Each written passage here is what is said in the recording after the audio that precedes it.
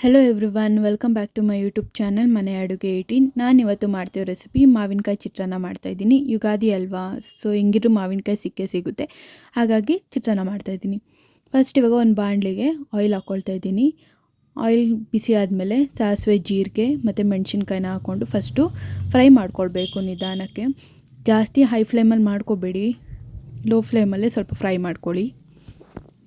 ಇಷ್ಟು ಫ್ರೈ ಆದಮೇಲೆ ನೆಕ್ಸ್ಟು ಕಡಲೆಬೀಜ, ಕಡಲೆಬೇಳೆ ಮತ್ತು ಉದ್ದಿನಬೇಳೆನೂ ಹಾಕ್ಕೊಂಡು ಒಟ್ಟಿಗೆ ಫ್ರೈ ಮಾಡ್ಕೊಳ್ತಾ ಇದ್ದೀನಿ. ಇಲ್ಲಾಂದರೆ ಸಪ್ರೇಟ್ ಬೇಕಾದ್ರೂ ಫ್ರೈ ಮಾಡ್ಕೊಳ್ಬೋದು.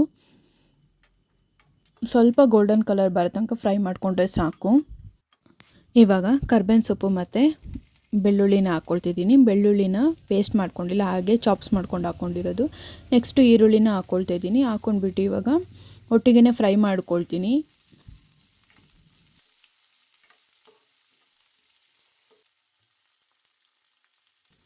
ನೆಕ್ಸ್ಟ್ ಇವಾಗ ಬೇಗ ಫ್ರೈ ಆಗೋಕ್ಕೋಸ್ಕರ ನಾನು ಸ್ವಲ್ಪ ಉಪ್ಪು ಹಾಕ್ಕೊಳ್ತಾ ಇದ್ದೀನಿ.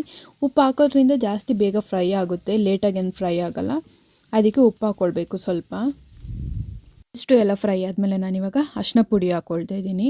ಅರಿಶಿನ ಪುಡಿ ಹಾಕ್ಕೊಂಡ್ಮೇಲೆ ಮತ್ತೆ ಒಂದು ಸಲ ನೀಟಾಗಿ ಮಿಕ್ಸ್ ಮಾಡ್ಕೊಳ್ಬೇಕು.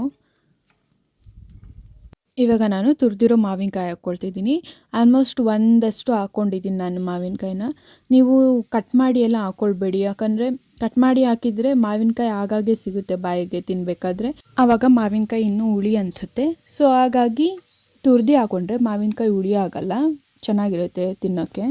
ಸೊ ಅದಕ್ಕೆ ನಾನಿವಾಗ ತುರಿದು ಹಾಕ್ಕೊಂಡಿದ್ದೀನಿ. ತುರಿದು ಹಾಕ್ಕೊಂಡ್ಮೇಲೆ ಸ್ವಲ್ಪ ಹಸಿ ವಾಸನೆ ಇರುತ್ತಲ್ಲ ಮಾವಿನಕಾಯಿದು, ಸೊ ಅದಕ್ಕೆ ನಾನಿವಾಗ ಸ್ವಲ್ಪ ಫ್ರೈ ಮಾಡ್ಕೊಳ್ತಿದ್ದೀನಿ. ಜಾಸ್ತಿ ಏನು ಬೇಡ, ಲೈಟಾಗಿ ಫ್ರೈ ಮಾಡಿಕೊಂಡ್ರೆ ಸಾಕು. ಇವಾಗ ನಾನು ಕಾಯಿ ತುರಿ ಹಾಕ್ಕೊಳ್ತಾ ಇದ್ದೀನಿ. ಕಾಯಿ ತುರಿನ ಹಾಕ್ಕೊಂಡ್ಮೇಲೆ ಇವಾಗ ನಾನು ಒಂದು ಸಲ ಮತ್ತೆ ಮಿಕ್ಸ್ ಮಾಡ್ಕೊಳ್ತೀನಿ.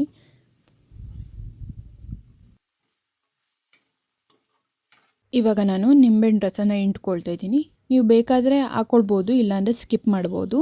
ನಾನು ಅರ್ಧದಷ್ಟು ಮಾತ್ರ ಹಾಕ್ಕೊಳ್ತಾ ಇದ್ದೀನಿ. ಇವಾಗ ಇಷ್ಟನ್ನು ಒಂದು ಸಲ ನೀಟಾಗಿ ಮಿಕ್ಸ್ ಮಾಡ್ಕೊಳ್ತೀನಿ.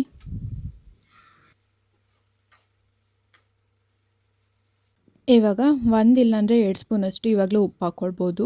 ಸ್ವಲ್ಪ ತೆಗೆದಿಟ್ಕೊಳ್ಬೇಕು, ಯಾಕಂದರೆ ನಾವು ರೈಸಿಗೆ ಕೂಡ ಹಾಕಬೇಕಲ್ಲ, ಹಂಗಾಗಿ. ಸೊ ನಾನಿವಾಗ 2 ಸ್ಪೂನಷ್ಟು ಉಪ್ಪು ಹಾಕ್ಕೊಳ್ತಿದ್ದೀನಿ. ಉಪ್ಪು ಹಾಕ್ಕೊಂಡ್ಮೇಲೆ ಮತ್ತೊಂದು ಸಲ ಫ್ರೈ ಮಾಡ್ಕೊಳ್ತಾ ಇದ್ದೀನಿ. ನಾನಿವಾಗ ನೆಕ್ಸ್ಟು ರೈಸ್ ಹಾಕ್ಕೊಳ್ತೀನಿ. ರೈಸ್ನ ನಾನು ಆಲ್ರೆಡಿ ಮಾಡಿಟ್ಕೊಂಡಿದ್ದೆ. ರೈಸ್ ಮಾಡೋತ್ತಿಗೆ ಸ್ವಲ್ಪ ಆಯಿಲ್ ಹಾಕಿ, ಅವಾಗ ಏನಾಗುತ್ತೆ ಅಂದರೆ ಅನ್ನ ಅಂಟ್ಕೊಳಲ್ಲ, ಹುಡಿಯಾಗಿರುತ್ತೆ. ಸೊ ಅದಕ್ಕೆ ಅನ್ನ ಮಾಡಬೇಕಾದ್ರೆ ಸ್ವಲ್ಪ ಆಯಿಲ್ ಹಾಕ್ಕೊಂಡ್ರೆ ಚೆನ್ನಾಗಿರುತ್ತೆ. ನಾನಿವಾಗ ದೊಡ್ಡ ಬೌಲಲ್ಲಿ 1-2 ಬೌಲಷ್ಟು ಅನ್ನ ತೊಗೊಂಡಿದ್ದೆ. ಎಲ್ಲದನ್ನೂ ಒಟ್ಟಿಗೆ ಹಾಕ್ತೀನಿ. ಇವಾಗ ರೈಸ್ನ ಹಾಕಿದ ಮೇಲೆ ಸ್ವಲ್ಪ ಉಪ್ಪು ಹಾಕ್ಕೊಳ್ಬೇಕು, 1 ಸ್ಪೂನಷ್ಟು ಸಾಕು. ಉಪ್ಪು ಹಾಕ್ಕೊಂಡ್ಮೇಲೆ ಇವಾಗ ನೀಟಾಗಿ ಅದನ್ನು ಮಿಕ್ಸ್ ಮಾಡ್ಕೊಳ್ಬೇಕು. ನೋಡಿ, ಈ ಥರ ನಿಧಾನಕ್ಕೆ ಮಿಕ್ಸ್ ಮಾಡ್ಕೊಳ್ಬೇಕು.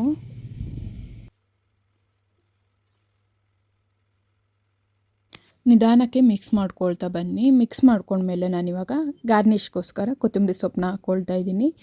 ಕೊತ್ತಂಬರಿ ಸೊಪ್ಪು ಹಾಕ್ಕೊಂಡ್ಮೇಲೆ ಮತ್ತೊಂದು ಸಲ ಮಿಕ್ಸ್ ಮಾಡ್ಕೊಂಡು ಸ್ಟವ್ನ ಆಫ್ ಮಾಡೋದಿದ್ರೆ ಮಾಡ್ಬೋದು, ಇಲ್ಲಾಂದರೆ ಸ್ವಲ್ಪ ಬಿಸಿ ಇರಲಿ ಅನ್ನೋದಕ್ಕೋಸ್ಕರ 1-2 ಮಿನಿಟ್ಸ್ ಲಿಡ್ನ ಕ್ಲೋಸ್ ಮಾಡಿ ಬಿಡ್ತೀನಿ ನಾನು.